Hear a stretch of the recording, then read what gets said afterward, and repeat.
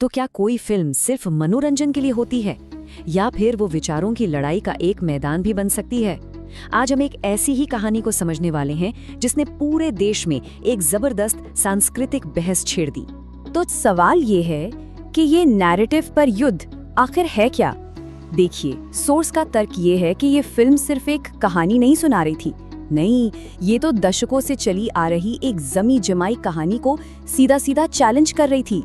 और ये मामला सिर्फ कमाई का नहीं है, ये इस बारे में है कि हम अपने पड़ोसी को कैसे देखते हैं। सोर्स का कहना है कि इस फिल्म ने एक ऐसी तस्वीर सामने रख दी जिसे देखकर बहुत से लोग कह सकते हैं असहज हो गए। लेकिन सवाल ये उठता है कि इस फिल्म ने आखिर तोड़ा तो किस कहानी को तोड़ा? अच्छा, इसके असर को समझने के लिए ना हमें पहले उस पुरानी कहानी को देखना पड़ेगा जो सालों से बॉलीवुड हमें सुनाता आ रहा था। सोर्स के मुताबिक बॉलीवुड ने पाकिस्तान को पर्दे पर दिखाने के लिए एक खास फॉर्मूला बना रखा था। तो चलिए देखते हैं कि वो फॉर्मूला आखिर था क्या। ये एक तरह का 4 स्टेप अप्रोच था। देखिए, पहला कि जो भी लड़ाई झगड़ा है वो पॉलिटिकल है, लोगों के बीच में नहीं, मतलब आम लोग तो अच्छे हैं, बस सरकारें बुरी हैं। दूसरा, पाकिस्तान को भी आतंकवाद का विक्टिम दिखाया जाता था। तीसरा, कहानी में बैलेंस बनाने के लिए एक सॉफ्ट लेयर, मतलब एक इमोशनल टच जोड़ा जाता था। और हाँ, आखिर में दोनों देशों की खुफिया एजेंसीज रॉ और ISI को अक्सर साथ मिलकर काम करते हुए दिखाया जाता था। और ये चीज सिर्फ फिल्मों तक ही नहीं थी। सोर्स इसे एक बहुत बड़े कैंपेन से जोड़ता है जिसे अमन की आशा कहा जाता था। इसका मकसद ही यही था कि मीडिया और फिल्मों के जरिए दोनों देशों के बीच एक अच्छा माहौल बनाया जाए। सोर्स इसके लिए कई बड़ी फिल्मों का उदाहरण भी देता है जो इसी फॉर्मूले पर बनी। जरा सोचिए बजरंगी भाईजान के बारे में, जिसमें सरहद के पार इंसानियत की बात थी, या फिर वीर ज़ारा की लव स्टोरी जो सियासत से कहीं ऊपर थी। तो दशकों तक यही फॉर्मूला चलता रहा। और फिर आई धुरंधर 2। तो इस फिल्म ने इस बने बनाए खांचे को आखिर तोड़ा कैसे?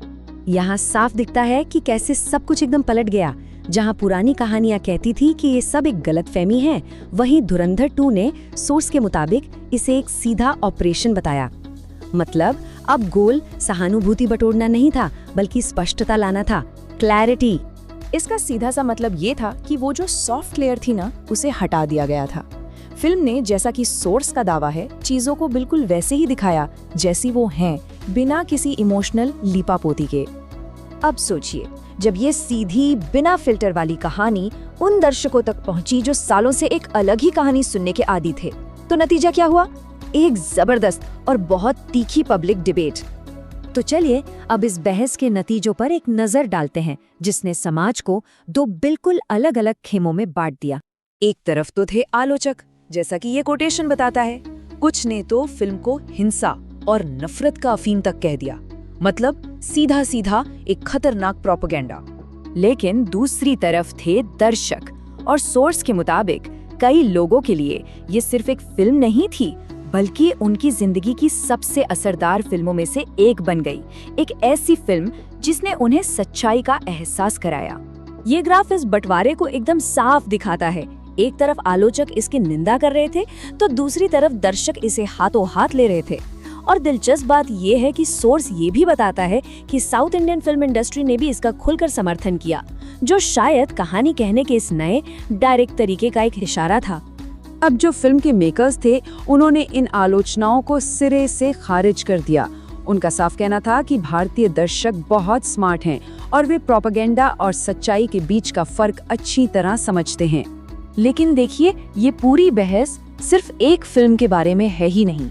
सोर्स का तर्क ये है कि ये उन कहानियों के बारे में है जो देश खुद को और दुनिया को सुनाते हैं। ये टेबल एक बहुत ही दिलचस्प तस्वीर दिखाती है।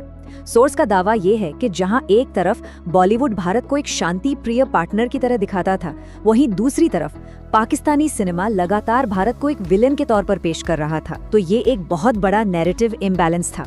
तो इस पूरे विश्लेषण का निचोड़ क्या है? यही कि असल बेचैनी फिल्म की वजह से नहीं थी, वो तो उस आरामदायक कहानी के टूटने से हुई जिस पर लोग सालों से यकीन करते आ रहे थे। ये होती है एक अकेली कहानी की ताकत, कि कैसे सिर्फ एक फिल्म दशकों से चले आ रहे एक नैरेटिव को ना सिर्फ चैलेंज कर सकती है, बल्कि उसे बदल भी सकती है। तो यहाँ से टेक अवे क्या है? यही कि धुरंधर 2 ने एक ऐसा मोमेंट क्रिएट कर दिया जहां ऑडियंस को उस कहानी से टकराना पड़ा जो उन्हें अब तक बताई गई थी। उन्हें एक ऐसी कड़वी हकीकत का सामना करना पड़ा जिसे शायद वो देखना ही नहीं चाहते थे। और ये सब हमें एक बहुत बड़े सवाल के साथ छोड़ जाता है कि जब कोई पुरानी आरामदायक कहानी टूटती है तो उसके मलबे से हमारे अपने बारे में कौन सी सच्चाई निकलकर सामने